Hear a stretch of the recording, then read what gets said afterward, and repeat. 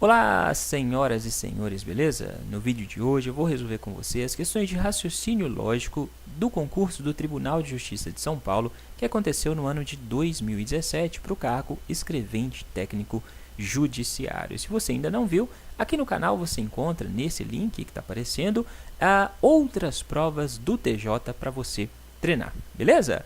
Claro que eu vou pedir, se você ainda não está inscrito aqui no canal, dá sua força, clica nessa carinha aqui do lado, clica no botão vermelho inscrever-se, pronto, já se inscreveu? Se você se inscrever, você ajuda esse canal a crescer ainda mais. E também, compartilhe o link do vídeo nas suas redes sociais, por favor, valeu? Vamos começar a resolver as questões dessa prova? Vem comigo, olha só. Essa primeira questão dizia: uma negação lógica para a afirmação João é rico ou Maria é pobre é qual? Bom, então, ele quer a negação de uma proposição contendo o conectivo ou seja, contendo uma disjunção, correto? Como que a gente nega uma disjunção? Vamos revisar um pouco de negações? Como que a gente faz para negar, por exemplo, uma proposição simples? Esse é o caso mais tranquilo, né? Para a gente negar uma proposição simples, basta a gente incluir a palavra não. Então, se a gente tem lá, por exemplo, Maria é linda, a negação dessa proposição é Maria não é linda. Aí você pergunta, mas professor, e se a proposição já for negativa? Se a proposição fosse Maria não é linda, como que a gente nega? Para negar, basta a gente retirar o não, né? Então, a gente vai ficar, a negação de Maria não é linda é Maria é linda, beleza? Como que a gente faz para negar uma proposição composta que tenha o conectivo e, ou seja, uma conjunção? Nesse caso, a gente nega as duas parcelas, nega a primeira parcela e a segunda, e troca o conectivo e pelo conectivo ou seja, vai passar de uma conjunção para uma disjunção. Se a gente tivesse, então, a proposição Maria é linda e Joana é bonita, a negação dessa proposição seria Maria não é linda ou Joana não é bonita. Por quê? A gente nega o primeiro, Maria não é linda, nega o segundo, Joana não é bonita, troca o conectivo e pelo conectivo ou, ok? Como que a gente faz para negar uma proposição composta contendo uma disjunção, o conectivo ou, que é o caso da nossa questão? A gente nega tudo, nega a primeira e a segunda parcelas e troca o conectivo ou pelo conectivo e, ok? Não vou dar exemplo porque esse é o exemplo da nossa questão. Já já a gente vê. Como que a gente faz para negar uma proposição contendo condicional, ou seja, contendo o conectivo se, então? A gente mantém a primeira parcela, troca o se, então, pelo e nega a segunda parcela. Pegou? Mantém a primeira, troca o se, então, pelo e nega a segunda parcela. Então, se a gente tivesse se Maria é linda, então Joana é bonita, a negação disso seria Maria é linda, mantém o primeiro, troca o se então pelo e, Maria é linda e, nega a segunda parcela. A negação de Joana é bonita é Joana não é bonita. Maria é linda e Joana não é bonita. Beleza? Pause o vídeo, dá uma decorada nisso, porque isso sempre cai nos concursos públicos, beleza? Negação de proposições compostas sempre é um tema recorrente nos concursos, então dá uma fixada nesse tipo de questão, ok? Agora sim a gente volta para a nossa questão. A negação de João é rico ou Maria é pobre, negação de disjunção, o que a gente tem que fazer? Nega tudo, troca o ou pelo i. Então, vai ficar João não é rico e Maria não é pobre. João não é rico e Maria não é pobre. Essa seria a resposta dessa questão, a letra B. João não é rico e Maria não é pobre. Ok? Dúvida? Se você tiver dúvidas para essa ou para qualquer uma das questões que eu vou resolver com você, pode me escrever, deixe sua dúvida aqui embaixo nos comentários do vídeo que eu sempre respondo. Valeu? Vamos para a segunda questão? Vamos lá. Existe um lugar em que não há poluição. Isso é uma negação lógica de qual afirmação? Também muito direta essa questão, né? Se você estudar, você vai perceber de cara qual é a resposta dessa questão. Por quê? Isso aqui, existe um em que é a negação de proposições que começam com todo é beleza? Então, por exemplo, você tem a proposição todo cachorro é azul. A negação de uma proposição assim, todo cachorro é azul, é aquela que indicar que existe pelo menos um cachorro que não seja azul. Se tiver um cachorrinho, meio cachorro, que seja verde, que não seja azul, você já vai estar negando a proposição de que todo cachorro é azul, concorda? Basta que exista o mínimo de cachorros que não sejam azuis para você negar isso, ok? Então, a negação de todo é algum não é, pelo menos um não é, existe um que não é, ok? Agora, se você já tiver uma negação aqui, nenhum é, a negação da negação vai ser a retirada do não, né? Então, você vai ter algum é, pelo menos um é, existe um que é, ok? Então, essa proposição aqui, ó, existe um lugar em que não há poluição, é a negação de uma proposição que contenha todo é, ou seja, em todo lugar há poluição. Em todo lugar há poluição. Essa seria a resposta da questão, a letra C. Para essa questão, também dá um pause no vídeo e fixa essa tabela aqui, beleza? Porque isso também é muito, mas muito comum nos concursos públicos, certinho? Vamos para a questão 93? Vamos lá.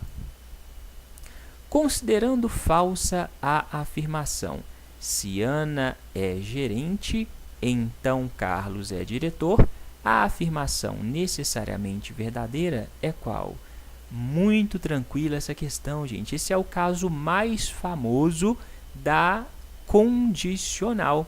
Ele quer, se a gente tem aqui o se, então, essa proposição composta envolve uma condicional, concorda?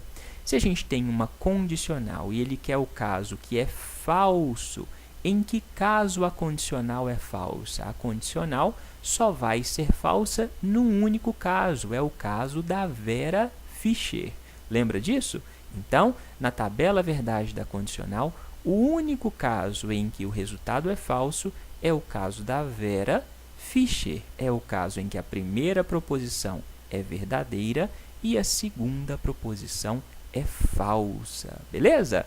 VF vai dar F na condicional, né? A Vera Fischer vai dar falso, beleza? Então, para a condicional ser falsa, P tem que ser verdadeiro, Q tem que ser falso. Então, aqui, nesse caso, para isso ser falso, Ana tem que ser gerente e Carlos não pode ser o diretor. P tem que ser verdadeiro e Q tem que ser falso, beleza? Então, a gente vai procurar o caso que a Ana é gerente ou que o Carlos não é diretor. Então, a gente já tem aqui a resposta na letra A. Ana é gerente necessariamente. Beleza? Ana necessariamente precisa ser gerente, precisa ser verdadeiro para que a proposição seja falsa. Certinho? Dúvida? Se tiver dúvidas, pode me escrever, deixe a sua dúvida aqui embaixo nos comentários. Esqueci de falar, aqui embaixo também na descrição do vídeo, só você clicar em mostrar mais, você vai encontrar o link de outras questões com assuntos semelhantes às questões desta prova. Então, dá uma olhada aqui embaixo na descrição do vídeo, clique em mostrar mais, tá vendo? Mostrar mais aqui embaixo. Clica nesse mostrar mais, que lá tem o link de outras questões com assuntos semelhantes. Para quê? Para você treinar. Valeu? Vamos para mais uma questão?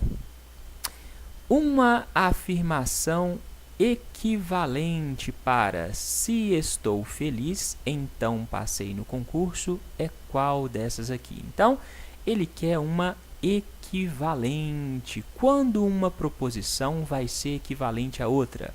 Uma proposição é equivalente a outra quando a tabela verdade de uma é equivalente, é igual à tabela verdade da outra. Beleza? Nesse caso, ele quer uma proposição que seja equivalente a esta condicional. Vamos rever alguns casos, dois casos de proposições equivalentes a condicional, como que a gente constrói proposições equivalentes a uma condicional. Então, equivalentes da condicional, se você tem lá se, então, se P, então que, proposições que são equivalentes a isso, não confunda isso com negação, tá? Proposições equivalentes é uma coisa, negação, que é o que a gente viu na primeira questão desse vídeo, é outra coisa, beleza? Então, aqui a gente está pegando proposições que sejam equivalentes, que tenham uma tabela verdade igual à tabela verdade da condicional. Então, uma proposição equivalente da condicional é, para a gente construir, a gente tem que negar tudo e inverter. Então, a gente vai negar o P, negar o Q e inverter a ordem. Se era se P, então Q, agora vai ser se Q, então P. Beleza? Então, a gente nega tudo. Eu vou ter não Q, se não Q, então não P. Beleza? Nega tudo e inverte. Neguei o Q, neguei o P e inverti. Se era P, então Q, agora vai ser Q, então P. Beleza? Essa proposição é uma equivalente da condicional. Para construir outra proposição equivalente da condicional, nega o primeiro termo, então o P vai virar não P, troca o conectivo se então pelo conectivo ou, pela disjunção, e mantém o segundo. Então, vou ficar com não P ou Q, beleza? Nega o primeiro, troca o conectivo se então pelo ou e mantém o segundo, ok? Esses dois casos são casos, então, de proposições equivalentes à condicional. Como que você pode provar isso? Construa a tabela verdade da condicional, depois construa a tabela verdade disso aqui. Se não P, então não Q. Se não Q, desculpa, então não P. E construa a tabela verdade de não P ou Q. Você vai ver que a tabela verdade desse é igual a desse, que é igual a desse. Ok? Então, a partir da nossa equivalente, se estou feliz, a partir da nossa condicional, se estou feliz, então, passei no concurso, uma equivalente vai ser se, nego os dois e inverte. Então, vou negar não estou feliz, não passei no concurso. Vou inverter. Se não passei no concurso, então não estou feliz. Se não passei no concurso, então não estou feliz. Neguei os dois e inverti. Beleza? Outra equivalente, nego o primeiro, não estou feliz, troco o conectivo pelo ou não estou feliz, ou passei no concurso. Não estou feliz, ou passei no concurso. Assim, a gente tem que procurar aqui nas alternativas alguma dessas duas frases, né? E a resposta, então, dessa questão vai ser a letra B, que diz, se não passei no concurso, então não estou feliz. Uma equivalente da condicional é nega tudo e inverte. Valeu? Dúvida? Se tiver dúvidas, claro, pode perguntar. Vamos para mais uma questão? Vamos lá. Sabendo que é verdadeira a afirmação, todos os alunos de fulano foram aprovados no concurso, então é necessariamente verdade.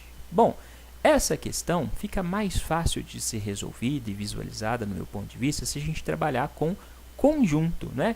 A gente vai criar o conjunto dos alunos do fulano e os alunos que foram aprovados, beleza? Então, a gente vai ter aqui o conjunto dos aprovados e a gente vai ter o conjunto dos alunos do fulano. Observe que eu coloquei o conjunto dos alunos do fulano dentro do conjunto dos aprovados. Por quê?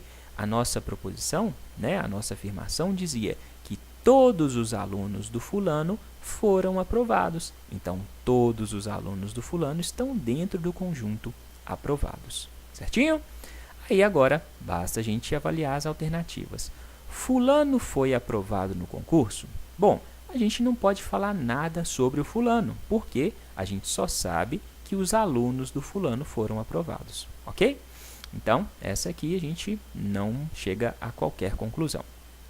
Se Elvis foi aprovado no concurso, ou seja, Elvis está dentro desse conjunto dos aprovados, então ele é aluno de fulano? Não necessariamente. O Elvis pode ter sido aprovado, pode estar aqui, e está fora do conjunto dos alunos do fulano. Se Roberto não é aluno de fulano, então ele não foi aprovado? Não necessariamente, né?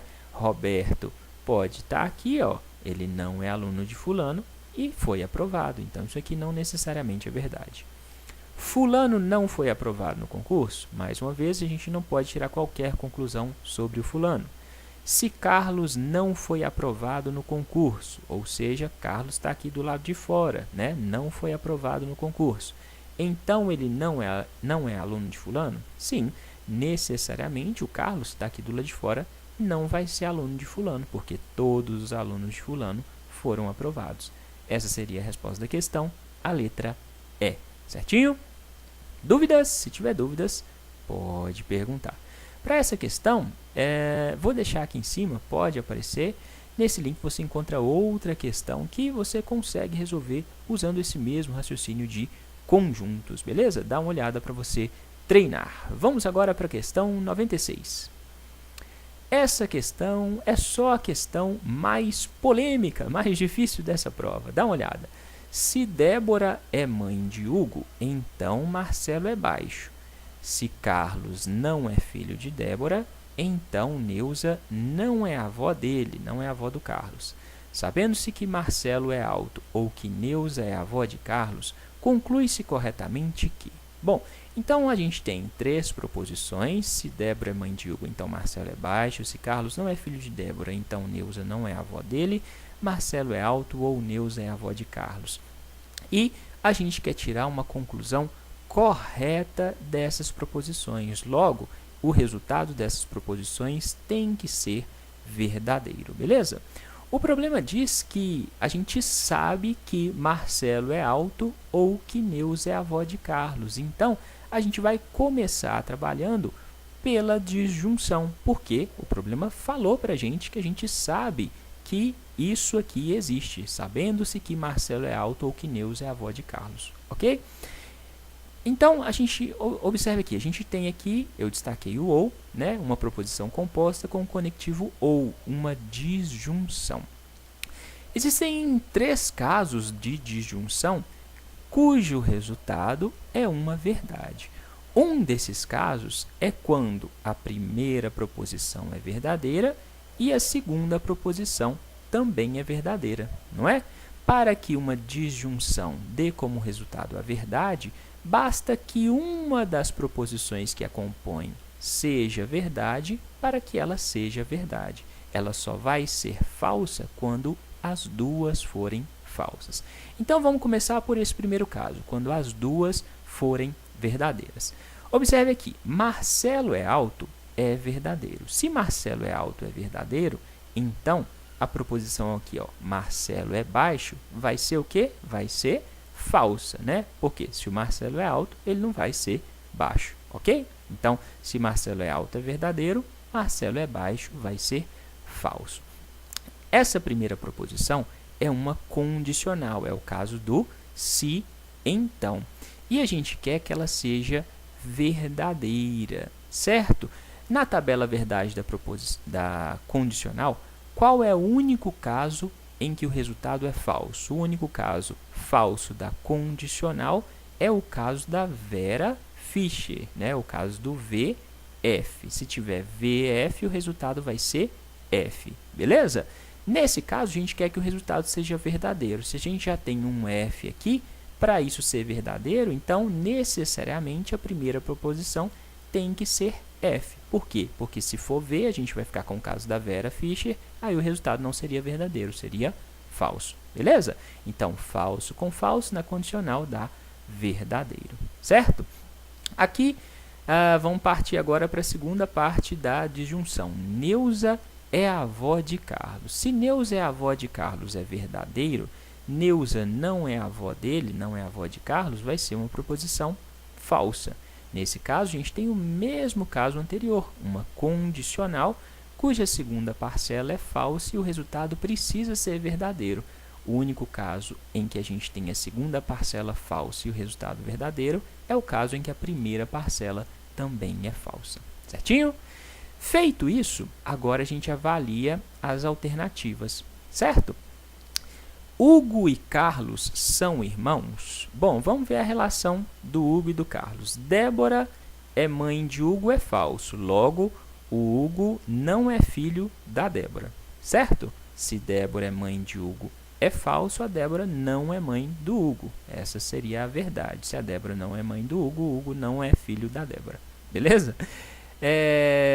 Carlos não é filho de Débora, é falso. Logo, Carlos é filho de Débora. Opa! O Hugo não é filho da Débora e o Carlos é filho da Débora. Ou seja, os dois não são filhos da mesma mãe. Logo, eles não são irmãos. Então, Hugo e Carlos são irmãos? É falso. Mas essa proposição aqui, ó, Hugo e Carlos não são irmãos, vai ser verdadeira. Porque se eles são filhos de mães diferentes, eles não são irmãos, ok? Pelo menos considerando os conceitos de família convencionais, né? Vamos partir agora para a letra B. Débora não é mãe de Hugo e Carlos é filho de Débora. Débora não é mãe de Hugo? Sim, a gente viu aqui, ó. Débora é mãe de Hugo é falso, então Débora não é mãe de Hugo é verdade, beleza? Carlos é filho de Débora? Sim, a gente viu que Carlos não é filho de Débora é falso, então Carlos é filho de Débora é verdadeiro. Se a gente tem uma conjunção com dois casos de verdade, verdade e verdade, vai dar verdade, certo? Então, o único caso da conjunção do E em que a resposta é verdade é quando as duas proposições são verdadeiras, beleza? Verdade e verdade dá verdade. Aqui na letra D, Débora não é mãe de Hugo. É a mesma frase aqui, ó. Débora não é mãe de Hugo. Débora não é mãe de Hugo. Então, isso a gente já viu que é verdade. Carlos é filho de Débora. A gente já viu que é verdade. Só que trocou o conectivo do E para o OU. Se a gente tem uma disjunção V com V, vai dar V. No OU, basta que exista um verdadeiro para que a proposição é verdadeira. Se a gente tem dois verdadeiros, então, com certeza, ela vai ser verdadeira. Beleza? Neuza é mãe de Débora? Bom, para a gente saber a relação da Neuza com a Débora, a gente tem que ir pelos filhos, né? Neuza é a avó do Carlos, certo? Neuza é a avó do Carlos, é verdade. E o Carlos é filho da Débora. Então, a Neuza pode sim ser mãe de Débora. No entanto, como fala aqui que ela é a avó do Carlos, ela pode ser avó tanto por parte de mãe, como por parte da Débora, como pode ser avó por parte de pai, né? A gente não sabe se ela vai ser avó materna ou paterna do Carlos. Então, a gente não pode afirmar que ela é de fato mãe da Débora. Então, aqui a gente coloca uma interrogação. Isso pode ou não ser verdade, ok? Então, observe, das 5 alternativas, a gente tem que a letra B e a letra C e a letra D podem ser verdadeiras. Assim, a gente teria 3 respostas para essa questão nessa primeira condição. Poderia ser B, C ou D, certo? Mas, num concurso sério, a gente nunca vai ter 3 respostas, a gente vai ter só uma resposta, né? Sendo assim, você tinha que continuar o raciocínio. Você tinha que verificar, avaliar outra condição em que você obtivesse apenas uma resposta. Vamos fazer isso? A gente vai começar de novo pela disjunção. Existem outros 2 casos em que o resultado da disjunção dá verdade. Quais são esses 2 casos? Um deles diz que a primeira proposição é verdadeira e a segunda é falsa. Antes eu fiz V ou V, agora eu vou fazer V ou F. V ou F dá verdadeiro, basta que exista um V na disjunção para que o resultado seja verdade, ok? Vamos fazer as análises, então, considerando essa segunda condição.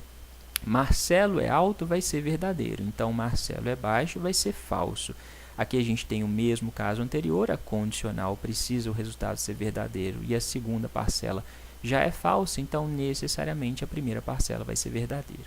Agora a gente passa para a segunda. Neuza é a avó de Carlos? É falso. Se Neuza é a avó de Carlos, é falso. Neuza não é a avó de Carlos, é verdadeiro. Concorda? Neuza é a avó de Carlos é uma proposição falsa. Sendo assim, quando eu digo que Neuza não é a avó de Carlos, a gente vai ter uma proposição verdadeira. Qual é o caso da condicional? Se, então, em que a segunda parcela é verdadeira e o resultado é verdadeiro. Bom, nesse caso, a primeira parcela pode ser verdadeira ou falsa, concorda? Se for verdadeiro com verdadeiro, o resultado vai dar verdadeiro. Se for falso com verdadeiro, o resultado vai dar verdadeiro. Então, aqui eu não sei qual é o valor dessa primeira parcela. Pode ser verdadeiro ou falso, tanto faz.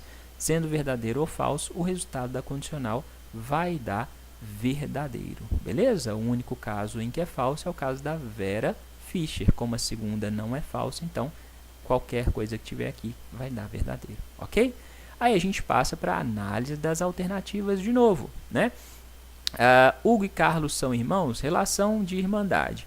Débora é mãe de Hugo, é falso. Logo, a Débora não é mãe do Hugo.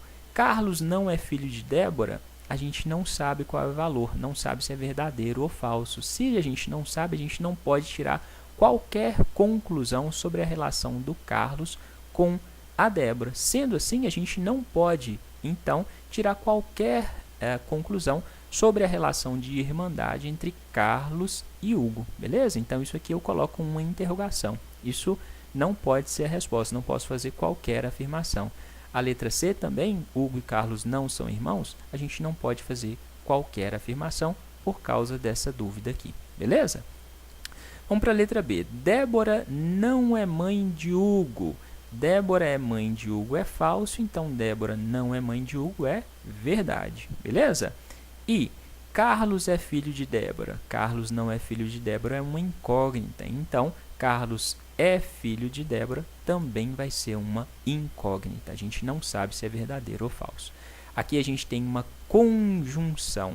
Para que a conjunção seja verdadeira, necessariamente o valor das duas proposições tem que ser verdadeiro. Se aqui eu tenho uma incógnita, a nossa resposta vai ser uma incógnita. A gente não sabe se essa resposta vai ser verdadeira ou falsa. Isso vai depender do valor dessa segunda proposição. Como ela pode assumir o valor de verdadeiro ou falso, a resposta pode ser verdadeira ou falsa, beleza? Porque o único caso da conjunção em que a resposta é verdade é quando a primeira é verdade e a segunda é verdade, ok? Então, essa não pode ser a resposta da questão, porque a gente tem uma dúvida.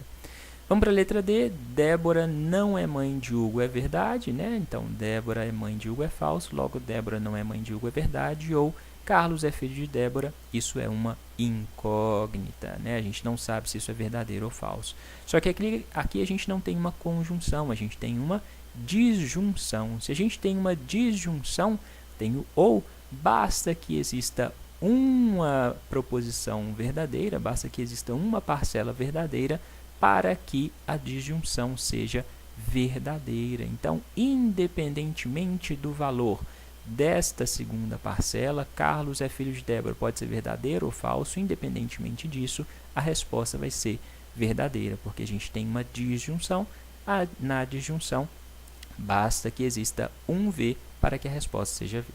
Neuza é mãe de Débora, a gente não pode fazer qualquer afirmação sobre a Neuza, porque ela pode ser a avó paterna do Carlos. Então, a gente não sabe se ela vai ser mãe da Débora ou do pai do Carlos, beleza? Então, isso aqui é uma incógnita. Então, nessa segunda avaliação, a gente teve que não pode ser a letra A, não pode ser a letra B, não pode ser a letra C, não pode ser a letra E. Só pode ser a letra D, né? Na condição 2, a única resposta possível é a letra D.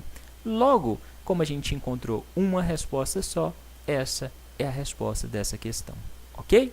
Se você quisesse confirmar essa resposta da letra D, você faria a terceira condição possível. Qual é a terceira possível condição? É o caso em que a primeira parcela aqui da disjunção é falsa e a segunda é verdadeira, beleza? Fazendo você encontrar de novo a letra D, ok? Dúvidas? Se tiver dúvidas, pode me escrever, deixa sua dúvida aqui embaixo nos comentários do vídeo. Essa questão deu diversas, né, interpretações foram dadas a ela, mas você tinha que trabalhar com esse raciocínio. É óbvio que na hora da prova você não ia gastar esse tempo todo, porque você não ia precisar explicar a questão para ninguém, você ia seguir o raciocínio por você mesmo e aí você ia gastar, sei lá, talvez 5 minutos, né, um pouco menos, 4 minutos para resolver essa questão, tá? Mas seguindo esse raciocínio você consegue resolver, beleza? Parte da disjunção atribuindo valores, e aí você vê os valores possíveis das respostas, ok? Vamos para mais uma questão? Vamos lá! Essa questão é bem legal, questão de relacionar os elementos, né? Olha só, em um edifício com apartamentos, somente nos andares de primeiro ao quarto, moram 4 meninas em andares distintos, a Joana, a Yara, a Kelly e a Beth, não necessariamente nessa ordem. Cada uma delas tem um animal de estimação diferente, o gato, o cachorro, o passarinho e a tartaruga, não necessariamente nessa ordem também. Beth vive reclamando do barulho feito pelo cachorro no andar imediatamente acima do seu. Joana, que não mora no quarto andar, mora um andar acima do de Kelly, que tem o passarinho e não mora no segundo.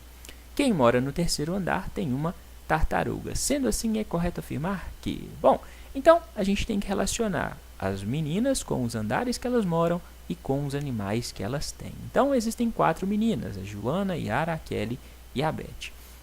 O problema falou que a Beth vive reclamando do barulho feito pelo cachorro no andar que está imediatamente acima do seu. Se existe um andar acima do da Beth, a Beth não pode morar no último andar, concorda?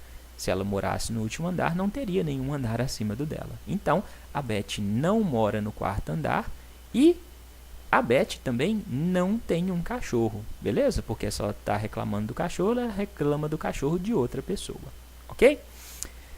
Continuando, Joana, que não mora no quarto andar, então a Joana não mora no quarto andar, mora um andar acima do de Kelly. Se a Joana mora um andar acima da Kelly, a Joana não pode morar no primeiro andar, beleza? Porque se ela morasse no primeiro andar, a Kelly teria que morar no subsolo, né? A partir dessa afirmação, a gente também conclui que a Kelly não mora no quarto andar. Por quê? A Joana mora um andar acima do da Kelly, ou seja, precisa existir um andar acima do andar que a Kelly mora. Se a Kelly morasse no último andar, no quarto andar, não teria nenhum andar acima do dela. Logo, a Joana não poderia morar acima da Kelly, ok? O problema diz também que a Kelly tem o passarinho e não mora no segundo. A Kelly tem o pássaro e não mora no segundo. O problema diz que quem mora no terceiro andar tem uma tartaruga. A Kelly não mora... a Kelly tem um passarinho, né? A Kelly tem um passarinho. Se ela tem um passarinho, ela não tem uma tartaruga. Logo, a Kelly também não mora no terceiro andar, beleza? Quem mora no terceiro tem uma tartaruga. A gente sabe que a Kelly tem um passarinho, logo ela não mora no terceiro. Então, observe, a Kelly não mora no segundo, não mora no terceiro, não mora no quarto. Consequentemente, o único andar que sobra para a Kelly morar é o primeiro andar, beleza? A gente sabe que a Joana mora um andar acima do da Kelly. Sendo assim, a Joana vai morar no segundo andar, beleza? Conseguiu visualizar? A Kelly mora no primeiro, a Joana mora um andar acima da Kelly. Então, a gente sabe que a Kelly mora no primeiro, a Joana mora no segundo. A Beth não mora no quarto, então, necessariamente a Beth vai morar no terceiro andar. Consegue visualizar isso? A Kelly mora no primeiro, a Joana mora no segundo. A Beth não mora no quarto, a Beth poderia morar então no terceiro ou no quarto, mas a gente sabe que ela não mora no quarto, então só sobra para a Beth o terceiro andar. Quem mora no terceiro andar tem uma tartaruga, então quem tem a tartaruga é a Beth, certinho? Se a gente já sabe quem mora no primeiro, no segundo e no terceiro andares, a gente sabe que a Yara vai morar no quarto andar, ok? Quem mora um andar acima da Beth tem um cachorro. Então, se a Beth mora no terceiro e a Yara mora no quarto, a Yara tem um cachorro. Por quê? Porque o problema falou que a Beth vive reclamando do barulho feito pelo cachorro no andar imediatamente acima do seu. O andar que está acima do da Beth é da Yara. Então, a Yara tem um cachorro. Assim, se a gente tem tartaruga, pássaro, cachorro, o único animal que sobra para Joana é o gato, ok? Feitas todas as combinações, a gente pode achar a resposta. Kelly não mora no primeiro? Não, Kelly mora no primeiro. Beth tem um gato? Não, Beth tem a tartaruga. Joana mora no terceiro? Joana mora no segundo. O gato é o animal de estimação da menina que mora no primeiro? Não, quem mora no primeiro tem um pássaro. Yara mora no quarto andar? Sim. E tem um cachorro? Sim. Essa seria a resposta dessa questão, ok? Dúvidas? Se tiver dúvidas, pode me escrever, deixe sua dúvida aqui embaixo nos comentários. Muita gente usa tabela para responder essa questão, esse tipo de questão. Se você acha mais fácil usar, né, construir tabelas para resolver questões como essa, fique à vontade, você tem que resolver da forma que você acha mais fácil. No meu ponto de vista, eu acho mais fácil resolver essa questão destrinchando, né, vendo cada uma das frases que são propostas pelo problema e construindo raciocínio em cima dela. Para essa questão, também vou deixar para você aqui em cima, pode aparecer. Esse link você encontra outra questão com esse tipo de raciocínio. Então, se você tem dificuldade nisso, dá uma olhada nessa questão que apareceu para você treinar. Aqui embaixo, na descrição do vídeo, também tem mais questões sobre essa relação de elementos, né, relação entre elementos envolvendo questões de lógica. Beleza? Vamos para a questão 98. Essa questão, típica questão de conjunto. Carlos é o único atleta que tem patrocínio de 3 empresas, A, B e C. Em se tratando de atletas que recebem patrocínios de apenas 2 dessas empresas, temos Leandro e Hamilton das empresas A e B, Marta e Silas das empresas A e C e Amanda, Renata e Sérgio das empresas B e C. Se esses atletas fazem parte de um grupo contendo ao todo 18 atletas que recebem patrocínio das empresas A, B ou C, e cada empresa tem pelo menos um atleta recebendo patrocínio somente dela, então é correto afirmar que os números mínimo e máximo de atletas que a empresa B pode patrocinar são respectivamente quais? Bom, então a gente tem 3 conjuntos, o conjunto A, o conjunto B e o conjunto C, com áreas de interseção. O problema diz que o Carlos é o único atleta que recebe patrocínio das 3 empresas. Então, o Carlos está aqui, ó, né? Esse aqui representa uma pessoa que é o Carlos. Tem patrocínio da empresa A, da B e da C. Está na interseção entre os 3 conjuntos. Quem recebe patrocínio de só 2 empresas? Olha só. Leandro e Hamilton recebem patrocínio das empresas A e B. Então, a gente tem 2 pessoas aqui, ó, recebendo patrocínio de A e B, certo?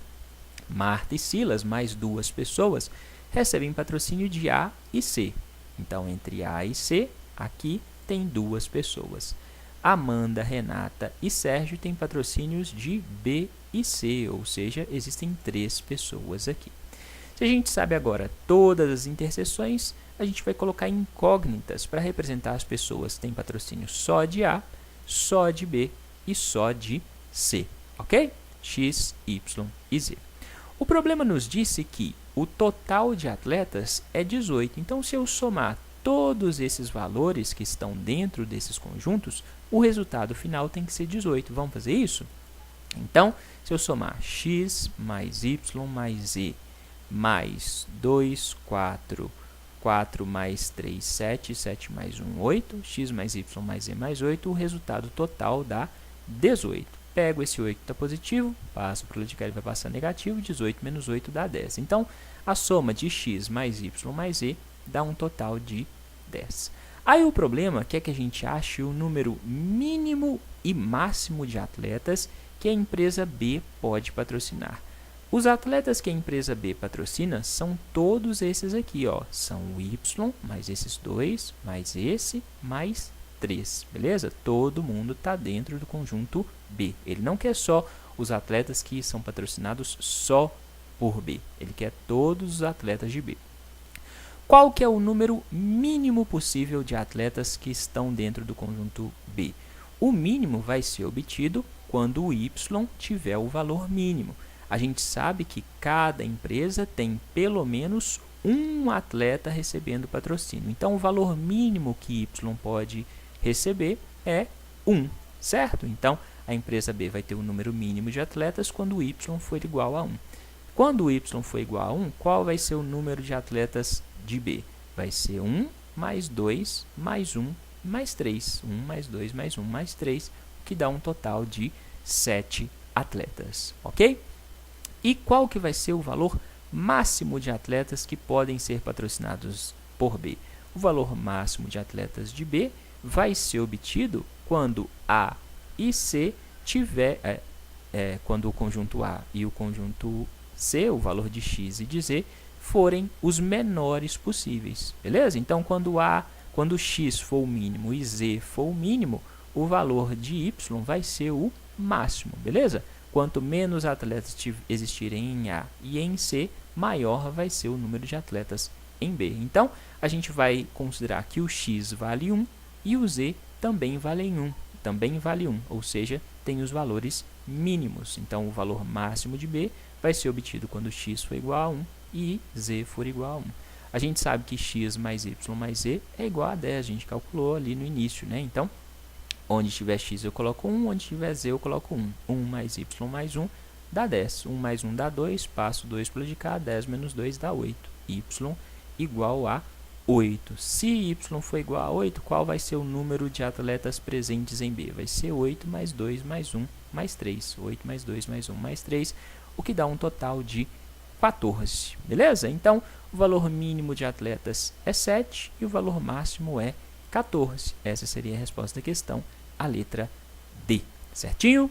Dúvidas? Se tiver dúvidas, claro, pode me escrever, deixa sua dúvida aqui embaixo nos comentários do vídeo. Esse tipo de questão de conjunto é típico, né? E aqui embaixo, na descrição, clique em mostrar mais, você encontra outra questão de conjunto para você treinar. Valeu? Vamos para a questão 99? Vamos lá! Questão de sequência numérica, também questão típica de concursos com prova de raciocínio lógico. Na sequência numérica 2, 3, 5, 9, 17, 33, 65, 129, por aí vai. Mantida a ordem pré-estabelecida, o próximo elemento é qual? Então, observe que nessa sequência, a diferença entre os termos vai ter um padrão. Se a gente pegar aqui o segundo termo menos o primeiro, 3 menos 2 dá 1. Depois, 5 menos 3, 5 menos 3 dá 2. 9 menos 5 dá 4. 17 menos 9 dá 8. 33 menos 17 dá 16. 65 menos 33 dá 32. 129 menos 65 dá 64. Então, observe que a diferença entre termos subsequentes está a cada vez dobrando. 1, 2, 2 vezes 2, 4, 4 vezes 2, 8, 8 vezes 2, 16, 16 vezes 2, 32, 32 vezes 2, 64. O próximo elemento vai ser, a gente vai dobrar aqui, a diferença entre esse e o próximo vai ser o dobro de 64. 64 vezes 2 dá 128. Assim, para saber qual é o próximo termo, basta eu somar 129 mais a diferença entre os dois termos, mais 128 para saber, né? Então, 129 mais 128 dá 257. O próximo termo aqui vai ser 257. Por quê? 257 menos 129 dá 128, que é o dobro da diferença anterior, que era 64. Essa seria, então, a resposta a essa questão, a letra B. Certinho? Dúvida? Se tiver dúvidas, pode perguntar, deixe sua dúvida aqui embaixo nos comentários do vídeo. Então, esse tipo de questão você tem que olhar, né, a sequência de números e tentar estabelecer uma relação para descobrir qual vai ser o próximo elemento. Valeu? Vamos agora para a última questão. Vamos lá! Observe as 4 primeiras figuras de uma sequência em que cada figura contém 5 símbolos. Então, a gente tem a figura 1 com os símbolos, a figura 2, né, os símbolos, esse símbolo aqui pulou uma casinha, né, entrou outro aqui. Depois, a figura 3 tem mais símbolos, a figura 4 tem mais símbolos. Nessa sequência, as figuras 5, 6, 7 e 8 correspondem respectivamente as figuras 1, 2, 3 e 4, assim como as figuras 9, 10, 11 e 12. Ou seja, a partir daqui vai começar a se repetir essa sequência de figuras. né? E assim por diante, mantendo-se essa correspondência. Com relação à ordem dos símbolos, o primeiro dessa sequência é esse aqui, o oitavo é o coração, o 15º é a bolinha e assim por diante. Nessas condições, o 189º símbolo é qual? Então, observe, a gente tem aqui figuras, cada uma das figuras tem símbolos pré-determinados, vamos dizer assim, né? E a partir daqui, essas figuras começam a se repetir nessa mesma sequência, ok? Então, quantos símbolos existem no total dentro dessas 4 figuras? Existem 1, 2, 3, 4, 5. 5 vezes 4 dá 20. Existe um total de 20 símbolos aqui em uma sequência completa. Você concorda que, se a gente dividir o número total de símbolos pelo número de símbolos presentes em uma sequência completa, a gente vai ver quantas sequências existem e chegar de novo no primeiro símbolo? Olha só, então o que a gente vai fazer é dividir 189 por 20 e ver qual vai ser o número inteiro que vai corresponder ao número de sequências que terão se passado. Vamos fazer 189 dividido por 20? 18, 1 não dá para dividir por 20, 18 não dá, então 189 dividido por 20 vai dar 9. 9 vezes 20 dá 180, sobram 9. Ou seja, existem 9 sequências dessas 4 figuras, contendo 20 símbolos, e vão sobrar 9 símbolos, beleza? Sendo assim, quando chegar aqui, depois dessas 9 sequências, terminou aqui. Eu vou começar a contar de novo até chegar em 9. Para quê? Para chegar no símbolo que está na posição 189, entendeu? O símbolo que está na posição 180 é esse aqui, ó, tá? É o trevo. E aí, a partir da 180, eu vou contar esses 9 que sobraram. Então, eu vou ter 1, 2, 3, 4, 5, 6, 7, 8, 9. O nono símbolo é esse aqui. Então, essa seria a resposta dessa questão, a letra D. Certinho?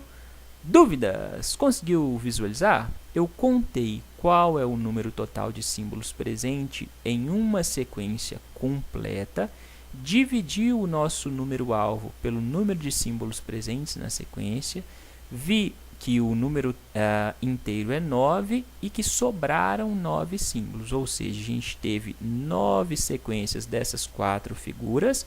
Quando chegou na nona sequência, a gente parou no último símbolo, né? Só que ainda sobraram mais 9 elementos, mais 9 símbolos. Aí a gente conta qual é o nono símbolo a partir do primeiro, beleza? Chegando na resposta dessa questão. Aqui embaixo, na descrição do vídeo, clique em mostrar mais, você encontra outra questão semelhante a essa para você treinar. Valeu? É isso, pessoal. Essas eram as questões dessa prova. Se você tiver dúvidas, pode me escrever, deixa sua dúvida aqui embaixo nos comentários. Se você entendeu e curtiu as explicações, larga o joinha no vídeo, compartilhe o vídeo nas suas redes sociais, pelo WhatsApp, pelo Facebook, no Twitter, Instagram, onde quer que seja. E claro, se você ainda não se inscreveu no canal, clica na carinha que está aparecendo aqui em algum lugar e se inscreve para dar uma força, para ajudar o canal a crescer, ok? No mais, bons estudos, até a próxima!